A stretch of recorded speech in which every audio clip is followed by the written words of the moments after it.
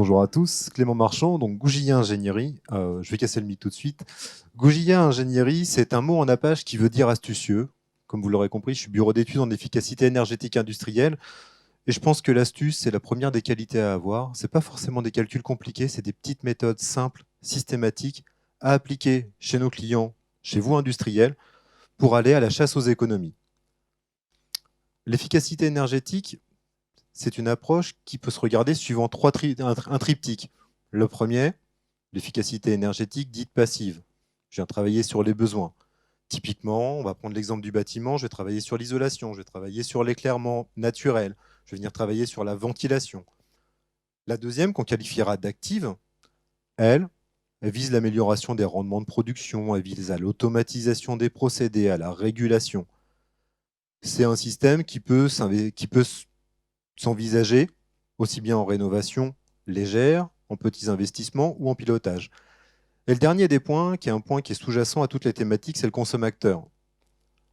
C'est un utilisateur informé, mobilisé, qui optimise par lui-même son utilisation de l'énergie et l'utilisation de son procédé. C'est l'un des points, de mon point de vue, les plus compliqués mais les plus efficaces pour aller faire de l'économie d'énergie. Je donnerai un exemple tout à l'heure. Une citation de Lord Kelvin qui revient assez régulièrement et qu'on voit comme thématique sous-jacente dans l'industrie 4.0, c'est tout ce qu'on ne peut, si on ne peut pas le mesurer, on ne peut pas l'améliorer. C'est vrai pour les flux matières, c'est vrai pour les procédés, c'est vrai pour l'énergétique. C'est un sujet qui revient assez régulièrement, qui paraît en première approche déjà bien établi chez les industriels. Ce qu'on constate systématiquement, c'est que dans un plan de comptage énergétique, on a toujours des trous dans la raquette, on a toujours des écarts métrologiques qui peuvent représenter jusqu'à 15% de la consommation énergétique. Le jour où les économies d'énergie représenteront plus de 15% de la facture énergétique, on n'aura plus besoin de bureaux d'études externes pour aller travailler. Le sujet de la thématique des IP, des indicateurs de performance énergétique reste très très important et aujourd'hui sous-exploité. Le suivi de la consommation générale de gaz, de la consommation électrique et des différents procédés aujourd'hui ne suffit plus. Il faut qu'on arrive à rentrer plus en détail, à faire matcher le film process, les consommations, les conditions extérieures, les différents flux matières pour pouvoir travailler. À ce sujet-là, il y a plusieurs moyens pour vous, industriels, de pouvoir passer le cap. Le premier, l'audit énergétique, NFEN 16247, audit énergétique obligatoire pour toutes les entreprises de plus de 250 salariés, d'où le split de partage des prises en charge par l'ADEME. Le deuxième, le système de management de l'énergie ISO 50001, qui vise à mettre en place une démarche structurante dans la gestion des énergies et son pilotage. Et le troisième, on parlait de certificat d'économie d'énergie et de mode de financement. Un exemple appliqué, aujourd'hui, les systèmes de mesurage d'indicateurs de performance énergétique sont éligibles au certificat d'économie d'énergie et pris en charge tout ou partie par les différents obligés. Un mot-clé à retenir aussi, la méthode. C'est la même pour tous, c'est la méthode Kaizen, la chasse au gaspillage. Je vous présenterai différentes thématiques sur l'air comprimé et sur la vapeur, qui sont parlants par eux-mêmes. Aujourd'hui, entre 15 et 20% de l'énergie consommée sur un site industriel n'a pas d'intérêt à proprement dit. Elle n'est pas utile, c'est uniquement de la perte. Je vous montrerai un exemple de remise en chauffe d'un bain de traitement thermique qui avait été assez parlant chez pourtant une entreprise qui était très structurée, qui bossait plutôt dans l'aéronautique, dans la zone de la Bourgogne, où on a abouti aujourd'hui à réussir à payer un ingénieur efficacité énergétique uniquement avec cette économie. La boucle de l'efficacité énergétique, je vous l'ai dit, elle repose sur trois méthodes, la passive, l'active et la proactive, avec une démarche de mesure. On est clairement sur une route d'aiming, sur une route de l'amélioration continue, avec un point particulièrement important sur le suivi, l'amélioration et la maintenance de vos équipements. Première thématique que je vous propose d'aborder, donc du coup, c'est l'air comprimé. L'air comprimé, c'est une énergie qui a été pendant très longtemps, et qui l'est encore, considérée comme peu coûteuse, considérée comme malheureusement peu dangereuse et peu néfaste. Une fuite d'air comprimé, typiquement, c'est de l'air. Il n'y a pas de risque pour les occupants, sauf à dépasser des niveaux de pression usuels. Donc on la laisse régulièrement partir, ça fait une gêne sonore, mais les opérateurs étant habitués, on passe à côté. Deux points majeurs pour vous d'économie potentielle, la chasse aux fuites et l'optimisation de la qualité de l'air. tous les ratios que je vais vous présenter, c'est des ratios que j'ai malheureusement constatés. Un réseau entretenu aujourd'hui, c'est 15% de fuite en moyenne. 10% pour les plus efficaces. Et malheureusement, jusqu'à 80% de la production dissipée sur des fuites, donc inutile à vos procédés industriels. Le taux moyen de fuite qu'on constate, il est de l'ordre de 30 à 40%. 30 à 40% de votre consommation énergétique liée à l'air comprimé ne sert absolument à rien. Histoire d'avoir des ordres de grandeur, une fuite de 3 mm. Une fuite de 3 mm, c'est ni plus ni moins qu'une soufflette utilisée dans un atelier qui fuit en continu. Quelque chose d'usuel. Une fuite de 3 mm, c'est 44 m3 de consommation. C'est 3 000 € par an de coût énergétique. Sur un atelier d'usinage qui en compte une vingtaine, on peut considérer qu'on en a 2 qui sont fuyardes. Vous avez 6 000 € de perte annuelle. Coût de remplacement de la soufflette, y compris appro, gestion, matière, moins de 100 €. Il y a encore aujourd'hui de vrais quick wins sur l'utilisation, le suivi et l'optimisation des procédés. Quelques éléments comme ça, jetés à la volée, de bonnes pratiques qu'on ne voit plus. Les raccords rapides. Systématiquement, on a des raccords rapides, on a des serpentins. Ça devient fuyard. La vanne en amont. Coût d'achat, 3,50 €. Coût de mise en place, 15 €. Économie, entre 3 et 4 000 € potentiel sur 10 ans. Sur la qualité de l'air comprimé, ça porte très bien son nom, c'est de l'air qui a été comprimé avec dedans les polluants naturels et de l'huile. On vient le déshumidifier quasiment systématiquement avec des températures, ce qu'on appelle la température de point de rosée, le point de condensation, pour gérer sa teneur en eau. On la vise systématiquement la plus basse possible pour préserver les réseaux, pour préserver les équipements, pour éviter la formation d'amas graisseux. Soit, avez-vous réellement besoin d'un air aussi sec? Les points de rosée à moins 60 ou moins 70 degrés. Passer d'un air de moins 70 degrés à un air à moins 40 ou un air à moins 20, c'est 25% d'économie sur la consommation d'air pour la régénération des chaînes d'alumine. Avez-vous besoin d'un air aussi propre? Le fait d'utiliser des systèmes complètement désuilés, que ce soit côté compresseur ou que ce soit côté post-filtration, c'est 30% de gains économiques au niveau énergétique. Ces 30%, ils sont liés soit à la technologie du compresseur, soit à la filtration qu'on vient mettre derrière. Pour mémoire, 0,5 bar de perte de charge complémentaire liée à la filtration, c'est 3,5% de consommation complémentaire, sous 7 bars. Ça va de manière exponentielle avec la pression et les débits.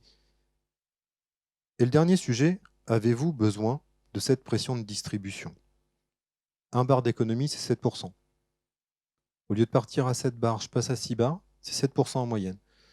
En termes de temps d'intervention et de coût matière, vous avez 10 minutes d'opérateur sur le réglage des chaînes de compresseurs pour passer de 7 bars à 6 bars.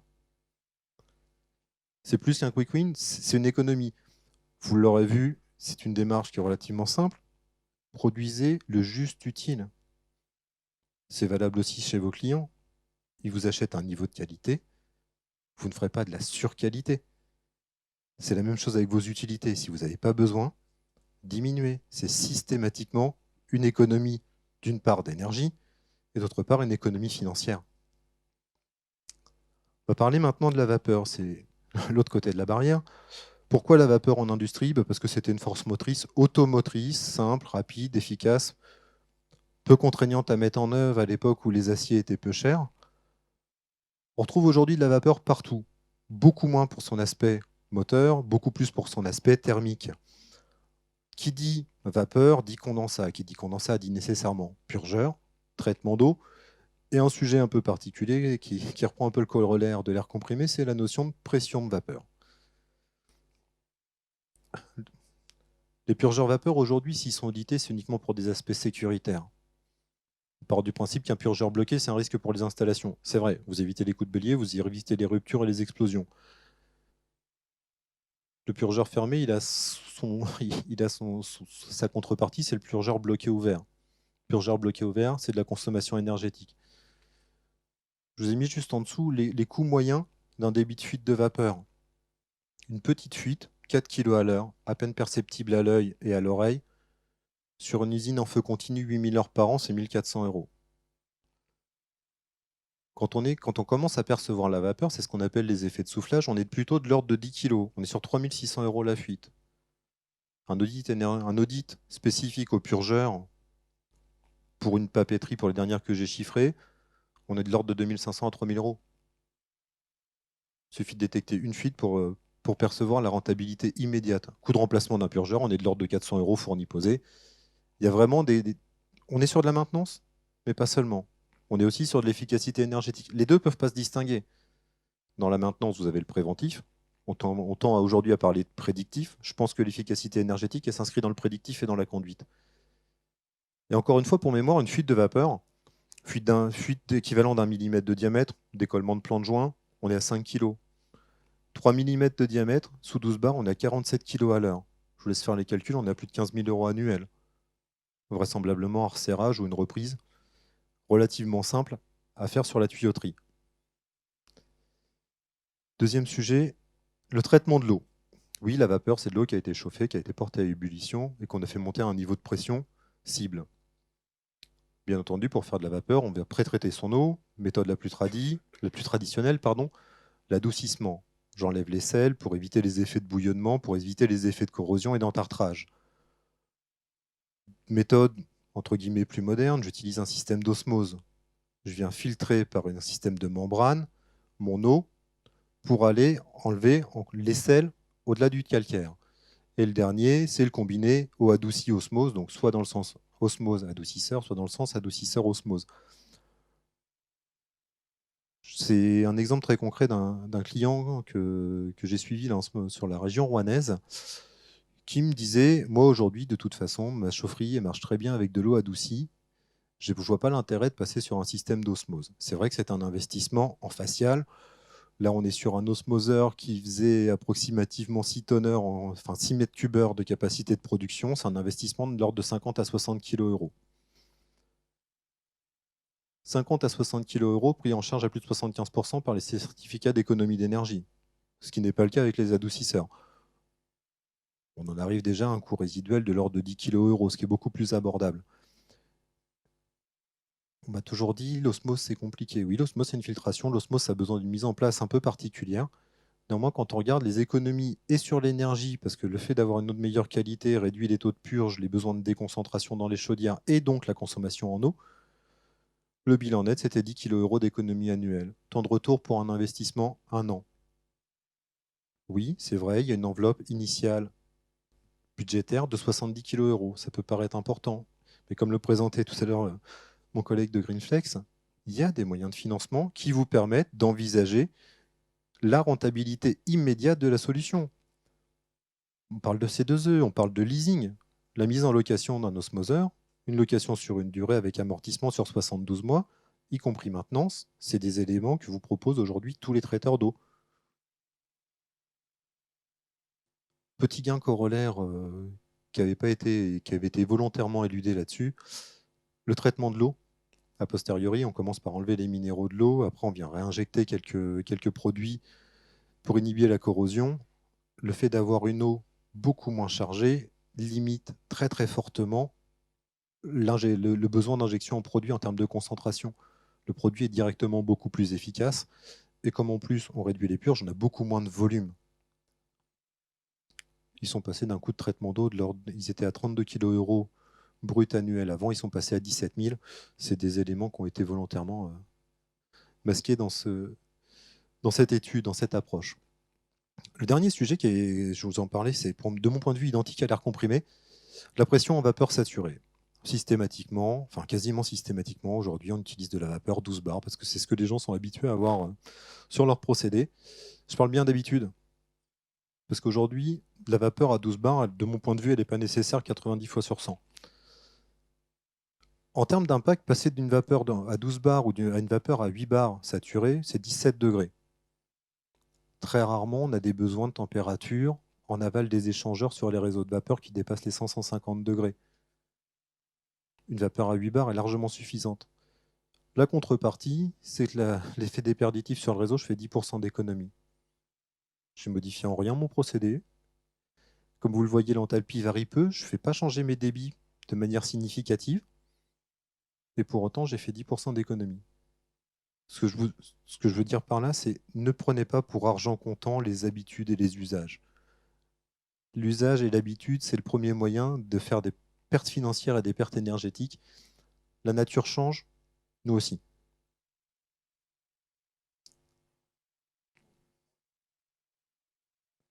Les condensats restent à la même température.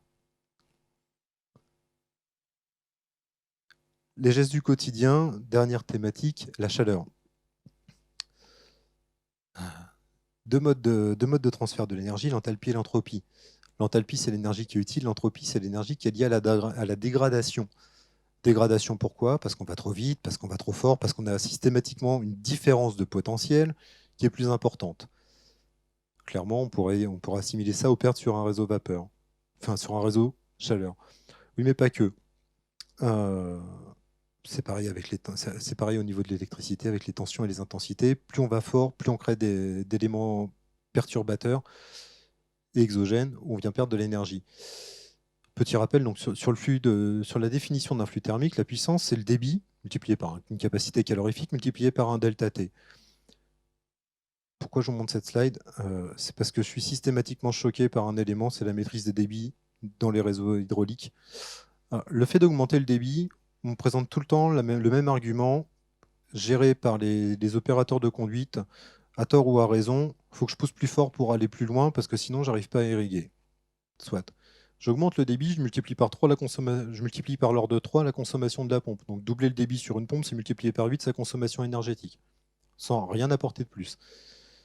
Je viens diviser, je multiplie par 2 mon débit, je divise par 2 ma variation de température entre le départ et le retour du réseau. Donc j'augmente la température moyenne, j'augmente les déperditions, j'augmente les pertes de charge, j'augmente les consommations énergétiques.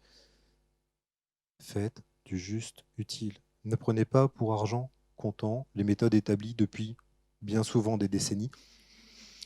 Il faut reprendre les choses, et c'est le but d'un audit énergétique, c'est d'avoir un œil extérieur sur vos procédés qui puisse vous dire simplement, là, il y a des éléments qui nous paraissent choquants en termes de débit et en termes de consommation. Régime de température, encore une fois, les matelas isolants. C'est pas encore systématisé. J'avoue ne pas comprendre aujourd'hui pourquoi ça n'a pas été fait. Un premier aspect qui n'est pas à négliger, tout d'abord, c'est l'aspect sécuritaire. En tant qu'industriel, vous avez l'obligation d'assurer la sécurité des salariés. Ça, c'est un point d'entrée. Mais surtout, c'est rentable. C'est rentable. Un matelas, aujourd'hui, pour isoler une vanne en DN100, sur un réseau à 100 degrés, donc de réseau d'eau plus ou moins traditionnel ou de vapeur autour de condensat, c'est 200 € d'économie annuelle, c'est 100 à 150 € de coût résiduel une fois les certificats d'économie déduits. Moins de 6 mois de temps de retour.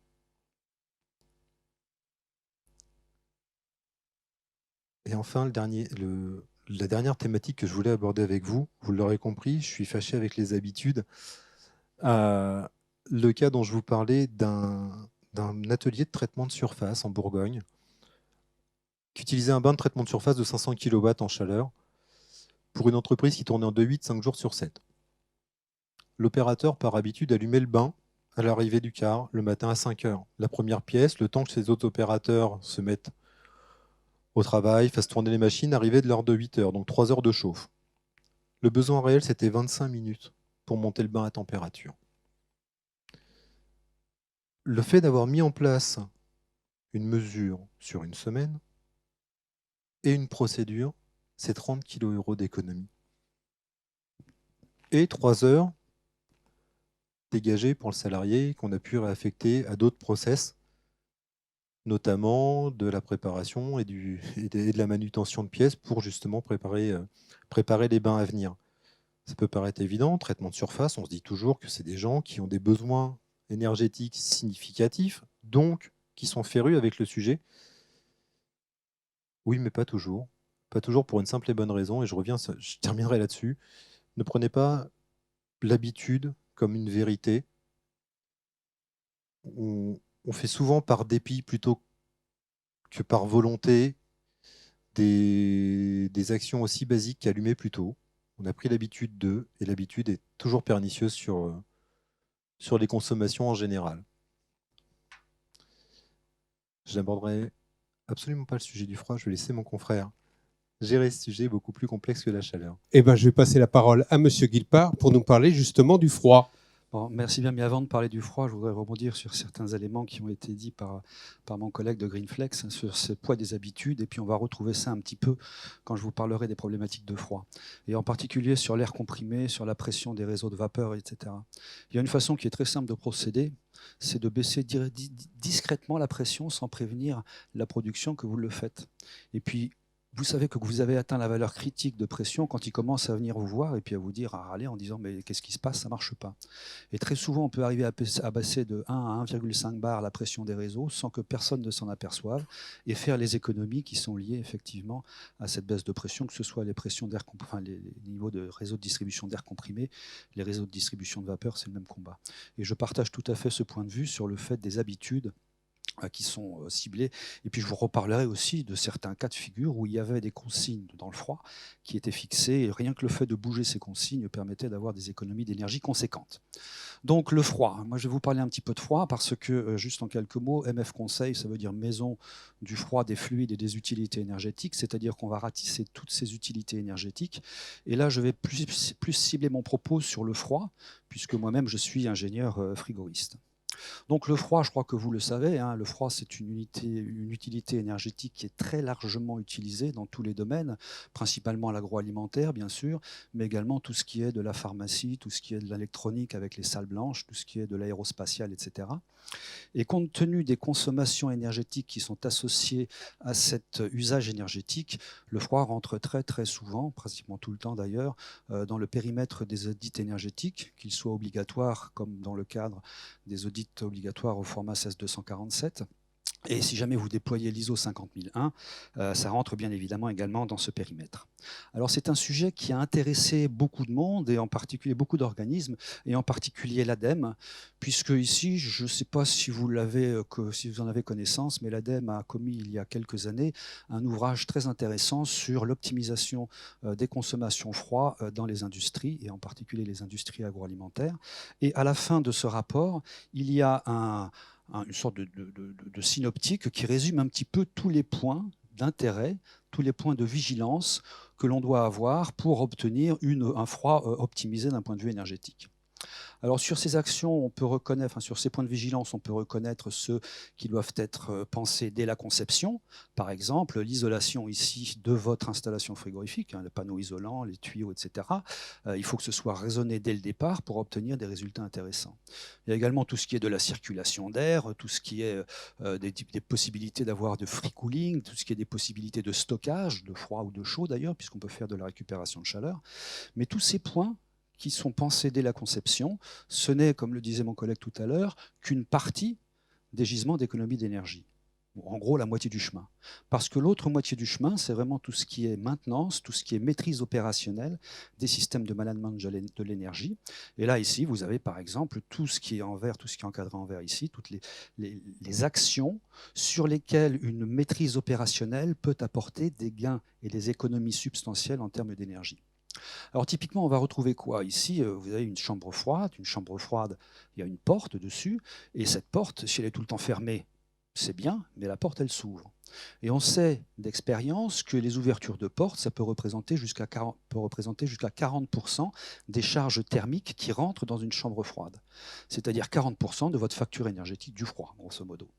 Donc il va falloir arriver à gérer les ouvertures de porte pour arriver à optimiser sa consommation d'énergie. Pareil, on a parlé de tout ce qui est température. Ici, la température de la chambre froide ou dans les réseaux de distribution de froid, c'est quelque chose qui est extrêmement important. Une fois qu'elle est fixée par le design, on se dit on ne va pas la toucher. Or, il y a des cas de figure où avoir une certaine souplesse sur la température peut permettre au système frigorifique de fonctionner dans des conditions de performance bien meilleures. Il y a tout ce qui est aussi des actions sur les besoins frigorifiques. Est-il nécessaire, par exemple, de maintenir un local de travail à température constante, même lorsqu'il n'est pas occupé pendant tout le week-end?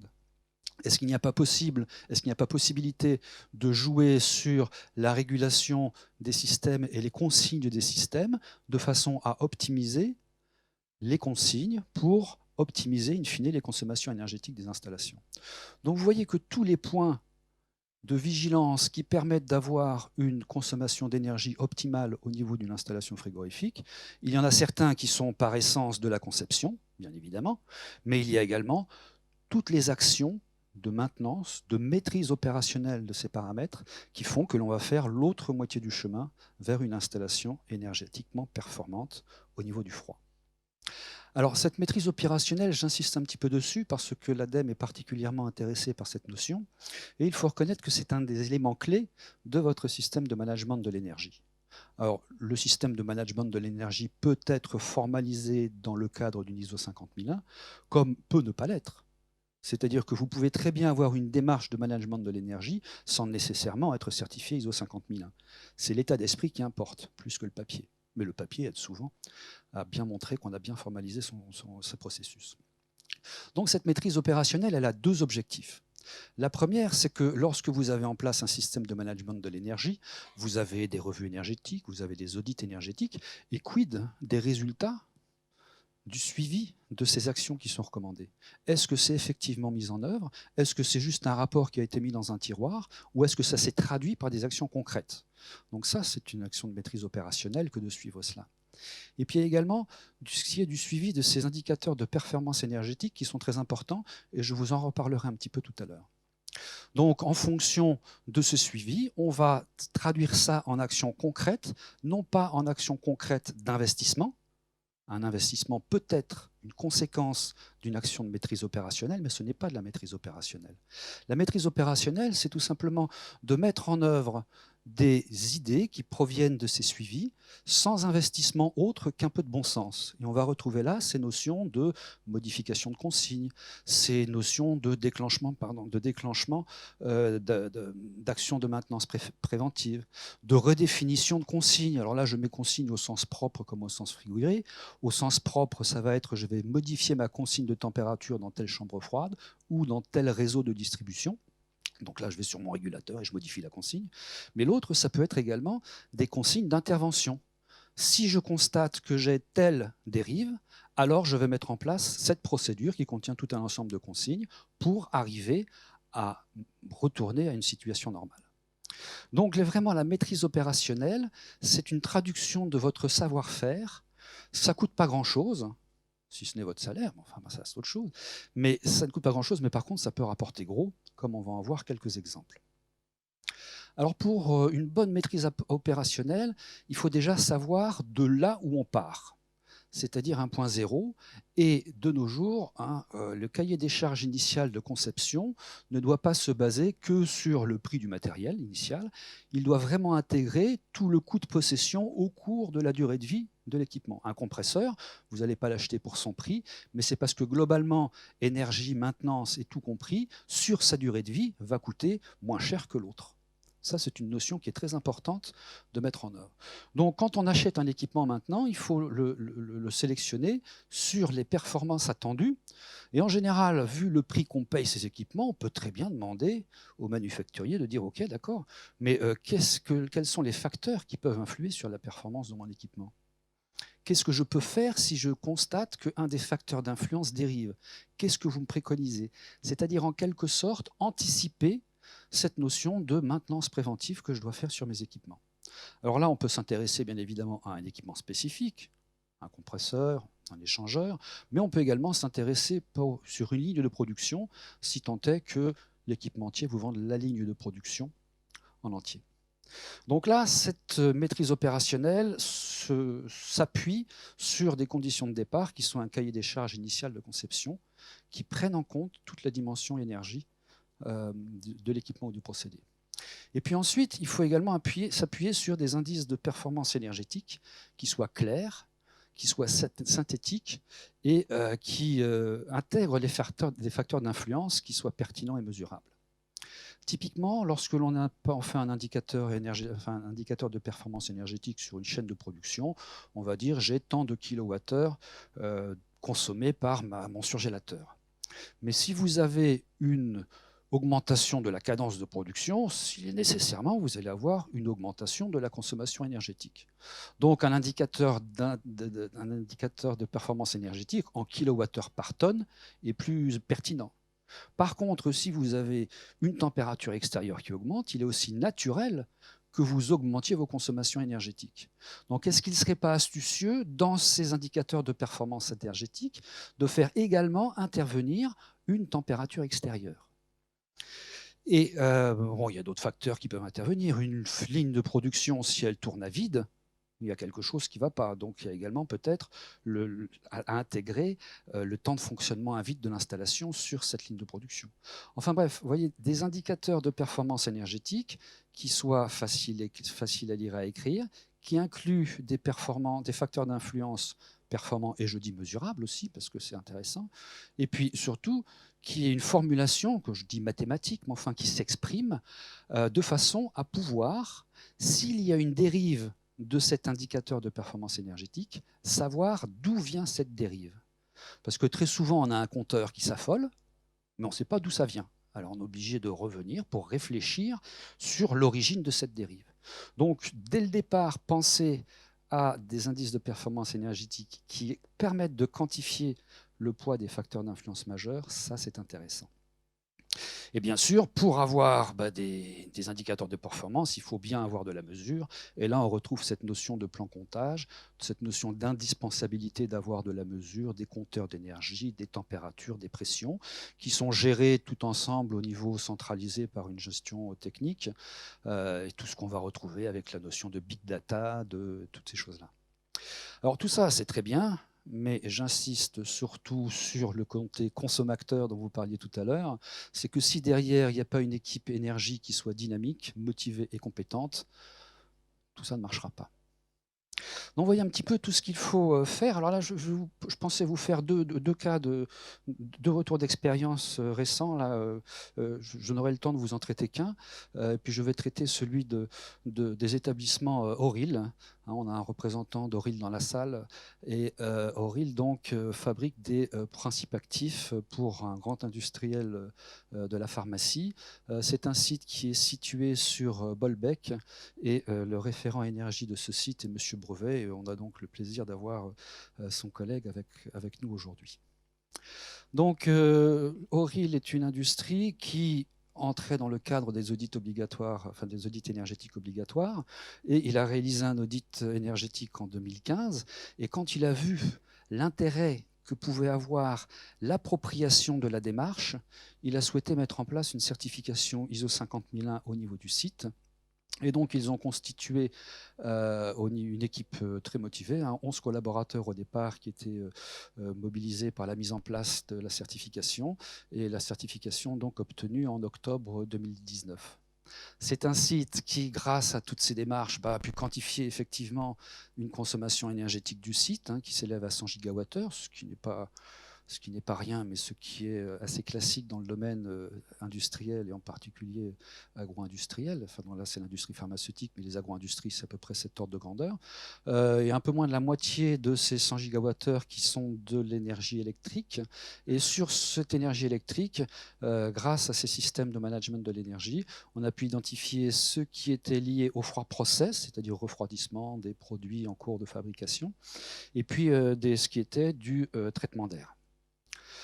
Donc la production de froid sur ce site, elle est assez, j'allais dire, classique. C'est une production de froid qui a évolué avec le site.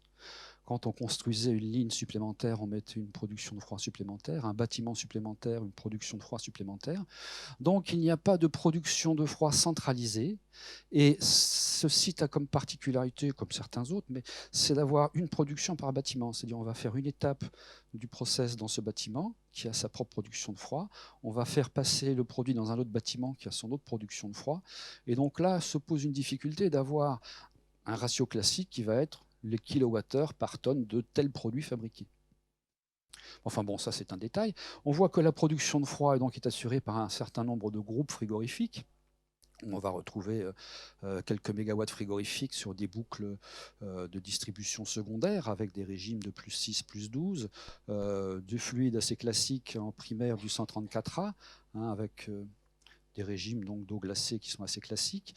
Il y a quelques groupes qui fonctionnent au R507C, il y a un groupe qui fonctionne à l'ammoniac, il y a un autre groupe qui fonctionne au R404A. Et la particularité de ce site est que la maintenance est externalisée et est assurée par un sous-traitant. Donc sur l'ensemble du site, il y a un système de management qui donne des indices de performance énergétique globaux au niveau du site et qui ont l'avantage et la facilité d'être facilement repérables. Quand on est dans le vert, c'est que ça fonctionne bien. Quand on est dans le rouge, c'est qu'il se passe quelque chose. Et quand on est dans le rouge, il y a bien sûr tout ce qui est reporting à la direction et déclenchement d'actions spécifiques. On va essayer d'identifier l'origine de cette dérive pour y porter remède. Donc au niveau du froid, la maîtrise opérationnelle sur ce site est assurée à 2 niveaux, j'allais dire. Le premier niveau, c'est le sous-traitant. Le sous-traitant qui regarde d'un point de vue purement technique ce qui se passe au niveau des groupes de production de froid. Donc il a sa propre GTC qui est autonome et qui n'est pas connectée avec les services techniques de Servier.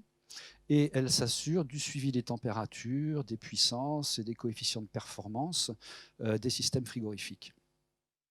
Toutes les semaines, il y a rendez-vous entre le sous-traitant et les services techniques de Servier, et ils discutent de ces problématiques de performance énergétique. Cette semaine, votre copie a été comment? Qu'est-ce que ça a donné? Et si jamais on constate qu'il y a une dérive dans les indices de performance énergétique, là, on va déclencher une procédure adaptée. Alors, par exemple, ici, il y a ce qui s'appelle une fiche réflexe groupe froid, c'est-à-dire que si j'ai un COP qui dérive ou si j'ai une malfonction sur un groupe froid, on va prendre la procédure correspondante qui indique clairement, pas à pas, ce qu'il faut faire pour détecter d'où vient l'anomalie et porter remède à cette anomalie. Donc ça, c'est le premier niveau de maîtrise opérationnelle qui est assuré au niveau de ce site. Et deuxième niveau de maîtrise opérationnelle, c'est par les services techniques de Servier eux-mêmes, qui disposent de leur propre GTC, qui mesurent les paramètres qui sont importants pour, j'allais dire, la qualification pharmaceutique. Si vous n'avez pas de l'eau glacée qui rentre à telle température dans tel équipement, c'est hors procédure, la qualification pharmaceutique ne marche pas. Donc c'est quelque chose d'extrêmement sensible sur laquelle Servier a souhaité, à juste titre, garder la main. Donc là, ils suivent notamment les températures, les débits, les pressions, les concentrations de soluté dans les réseaux de distribution. Et dès qu'ils dérivent, alors là c'est vraiment très constant, très, très précis, et dès qu'on constate une dérive, là, il y a alerte qui est donnée au sous-traitant qui se doit, dans des délais contractuellement établis, intervenir pour rétablir la situation. La qualité pharmaceutique est à ce prix-là. Donc on voit bien que dans une telle configuration, il est absolument indispensable d'avoir une excellente relation entre le sous-traitant et l'industriel. Il ne faut pas que chacun travaille de son côté. Il faut vraiment qu'il y ait des échanges d'informations, il faut vraiment qu'il y ait une volonté commune d'aller dans la même direction pour que ça fonctionne. Alors, quelques exemples qui montrent une bonne maîtrise opérationnelle des services techniques de Servier. Il faut connaître ces lignes de production. Et comme on le disait tout à l'heure, une consigne, celle qui a été établie à l'origine, n'est pas forcément utile et nécessaire. Typiquement, il y a une boucle, là, on vous parlait d'un groupe frigorifique à l'ammoniac qui produisait de l'eau glacée tout à l'heure. Il y a 2 consignes de design, c'était moins 25 degrés en fonctionnement et une consigne de repli à moins 23 degrés. Mais les services techniques se sont dit, si je rehausse un petit peu cette température, qu'est-ce qui va se passer? Et on s'est aperçu qu'on a pu remonter de 2 degrés ces températures de boucle de distribution sans qu'il y ait d'impact sur la production. Tout simplement pourquoi? Vous savez, quand vous remontez la température d'évaporation, vous améliorez la performance énergétique, vous diminuez peut-être le delta T sur le fluide, mais par contre, vous augmentez la puissance frigorifique disponible au compresseur. Donc on avait peut-être moins de delta T, mais on avait plus de puissance, et donc ça a permis des économies conséquentes. Alors 2 à 3 degrés, enfin 2 degrés sur une température d'évaporation, ça vous fait quand même dans les 5% d'économie d'énergie. Pareil, sur la boucle 404A, une rehausse de 4 degrés de la température d'évaporation, nécessairement, enfin ça a été possible, mais nécessairement, ça amène à des économies d'énergie qui sont de l'ordre d'une petite dizaine de pourcents. Donc une fois que tout ça a été validé par Servier, ces nouvelles consignes, elles ont été transmises au sous-traitant, qui les a intégrées dans ses consignes de conduite des installations, et qui maintenant a pour charge de suivre que ces consignes sont bien respectées. Alors malheureusement ici, le plan comptage tel qu'actuellement n'a pas permis de quantifier les gains énergétiques qui sont associés, mais compte tenu des expériences qu'on a dans le domaine, hein, je vous rappelle, 1 degré de température d'évaporation, c'est à peu près 2 à 3% de la consommation d'énergie qui a pu être gagnée. Donc vous voyez que là, ici, la bonne connaissance des systèmes frigorifiques et la compétence des personnes qui sont impliquées ont permis de mettre de façon simple des économies d'énergie substantielles. Et surtout, ces démarches, elles indiquent clairement qu'il est nécessaire, pour quantifier ce que l'on fait, d'avoir un plan comptage qui soit et des compteurs associés qui soient performants, dont les remontées d'informations soient correctement faites et qui soient correctement suivies au niveau de la maîtrise opérationnelle. Alors il y a également quelques éléments qui sont collatéraux à cette démarche. On s'aperçoit également de l'intérêt de baser ces indicateurs de performance énergétique des facteurs d'influence qui soient suffisamment variés, pertinents et mesurables pour avoir accès, comme je disais tout à l'heure, à l'origine de dérives qui sont constatées. Si on constate par exemple qu'un COP dérive sur un compresseur, c'est peut-être qu'il y a la température de condensation qui évolue. Mais cette température de condensation, elle évolue peut-être pour 2 raisons. La première, c'est que la température extérieure monte, et la deuxième, c'est que le condenseur est encrassé. Donc comment faire pour arriver à détecter un encrassement du condenseur avec une température extérieure qui joue? Facteur influent, la température extérieure, mais deuxième facteur influent masqué, l'encrassement du condenseur. Donc chercher à mettre en œuvre de ces indicateurs de performance énergétique qui permettent de détecter les origines des dérives. Alors là, bon, je ne prendrai pas le temps de parler de cette expérience Sanofi. Juste un truc qui est intéressant et qui le distingue du cas précédent, c'est que là, le choix a été fait d'avoir une internalisation totale de la sous-traitance. Et il y a une équipe de 5 frigoristes à temps plein qui viennent s'occuper des quelques 77 groupes frigos et des 150 à 180 splits qu'il y a disséminés sur le site. Autre chose également qui est intéressant, que je voudrais juste vous citer comme exemple d'une bonne maîtrise opérationnelle, c'est que bon, dans la pharmacie, il y a des salles propres. Les salles propres, elles doivent être propres. Et donc, on dépense beaucoup d'énergie pour brasser l'air dans les laboratoires de façon à le filtrer. Et là, il y avait un critère de taux de brassage qui avait été imposé lors du design. Et les gars des services techniques disaient enfin un taux de brassage aussi important, c'est quand même surprenant. Donc il y a une étude assez complète qui a été faite sur le dégagement particulaire d'une part, que ce soit des particules de poussière ou des micro-organismes, les capacités de filtration de la CTA, et puis également les charges thermiques associées aux activités pour voir quel est le taux de brassage idéal que l'on pourrait avoir dans cette salle. Donc un redesign intellectuel des taux de brassage, et rien que ce redesign intellectuel a permis de remodifier des consignes et de gagner 37% sur la consommation énergétique de la CTA. Donc vous voyez qu'une action de maîtrise opérationnelle qui est une idée qui sort de l'esprit, qui sans investissement peut arriver à avoir des économies d'énergie conséquentes, ça c'est vraiment de la maîtrise opérationnelle intéressante. Alors, en guise de conclusion, qu'est-ce qu'on pourrait dire là-dessus ? Bon, c'est assez général. C'est applicable au froid, bien sûr, mais aussi aux autres utilités énergétiques. On a parlé vapeur, on a parlé d'air comprimé, on peut parler eau chaude, etc. Une bonne maîtrise des consommations, c'est donc une moitié du chemin qui est faite par une conception qui soit bien faite.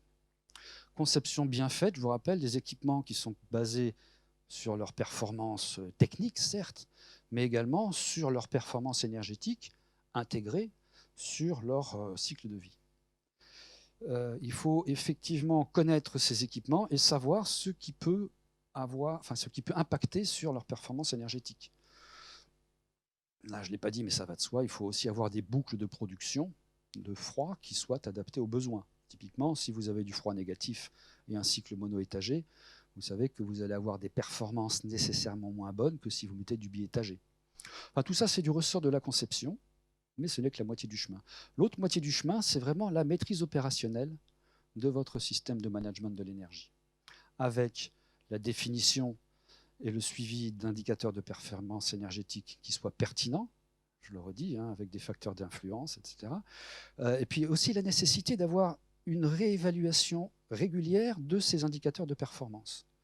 Typiquement, quand on a un indicateur qui est à 100, hein, au-dessus de 100, c'est pas bien, en dessous de 100, c'est bien, mais que tout le temps, on est à 80, c'est peut-être qu'il faut redéfinir la cible et puis mettre que l'objectif, c'est 80 et non plus 100. Hein. Donc, vous voyez, il faut à chaque fois repenser un petit peu de façon évolutive ces critères de performance énergétique. Et puis enfin, là, c'est la compétence des services techniques qui sont en charge du suivi de l'énergie, c'est une réflexion continue sur les moyens d'améliorer les performances énergétiques. Et bien sûr, je le redis encore une fois, une implication forte et totale des acteurs du suivi et de la maintenance des installations, sous-traitants inclus. Et une idée, par exemple, qu'a lancée Sanofi tout à l'heure, c'est de challenger ces sous-traitants sur, enfin, les sous-traitants qui s'occupent des groupes ammoniac, etc., sur donnez-moi peut-être une, deux, trois idées par trimestre qui visent à des économies d'énergie. Quel que soit le résultat, moi, si jamais vous ne me donnez pas ces idées, ce n'est pas dans le contrat, vous êtes hors contrat. Maintenant, donnez-moi 3 idées par trimestre, ou 2, je ne sais pas, par trimestre, pour améliorer mes idées, mes performances énergétiques. Donc ça aussi, c'est une façon d'introduire, enfin, d'associer les sous-traitants à cette démarche. Donc, en guise d'ultime conclusion, et j'en terminerai par là, bonne maîtrise opérationnelle du service de management de l'énergie, oui. On a vu que sur certaines actions exemplaires, on peut faire 10, 30, peut-être 40% d'économie d'énergie sur un coup spot comme ça. Ça, c'est assez exceptionnel. De façon plus courante, avoir un suivi constant et précis des dérives et une action immédiate, ça peut amener à des économies qui sont peut-être plus modestes. 5% peut-être, allez, même rien qu'1%, 1% sur la consommation énergétique de 100 gigawattheures qui sont celles de ces sites, ça vous fait quand même 1000 mégawattheures. Si vous avez grosso modo le mégawattheure à 100 €, ça vous fait quand même 100 000 € d'économie par an. Là, je ne parle qu'en euros, mais je ne parle pas en termes de tonnes équivalent CO2 et d'impact environnemental de l'ensemble. Donc vraiment, la maîtrise opérationnelle, c'est vraiment quelque chose qui est extrêmement important. Je vous dis, c'est la moitié du chemin, l'autre moitié étant la conception, mais la moitié du chemin vers des systèmes énergétiquement performants et avec un impact réduit sur l'environnement. Voilà ce que je voulais dire et je vous remercie de votre attention. Merci, Monsieur Guilpart.